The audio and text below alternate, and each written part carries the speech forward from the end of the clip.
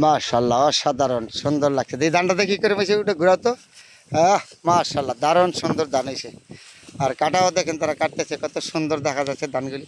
এই মাঠের মধ্যে রৌদ্রের মেঝে তারা রৌদ্রে পুরা মেঘে ভিজা এগুলি তৈরি করে আর এদের কাটতেছে। কত কষ্ট করতেছে কিছু ভাই, দেখছেন মাঠের মধ্যে। আমার এদিকে মায়া লাগে, আমি কতক্ষণ থাকতে পারবো রৌদ্রের মেঝে। ওরা তো ঠিকই কাজ করতেছে, ধান কাটতেছে এই মাঠটার মেঝে।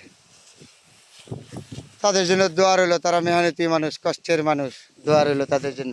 খুব সুন্দর লাগলো ধানগুলি কাটতেছে মাঠটার মেঝে। আল্লাহ আপনাদের সাথে শেয়ার করে। আমার নিজের জেলার নরসিংদী শিবপুর। আজকে ধান কাটা লাগছে, আসলাম। তাহলে আমার নিজের এখানে ধান কাটছে, তারপর আমি এদিকে দিকে আসলাম দেখতেছি। খুব সুন্দর। সবসময় তো আসতে পারি না, আগামীকালকে তো আসতে পারবো না। আগামীকালকে তো কর্মতে যোগ দিলে আসবো কেমনি, সবসময় থাকবে না। খুব সুন্দর সোনালি ধান, মাঠ ভর্তি কাজ করতেছে মানুষ। ভালো থাকবে।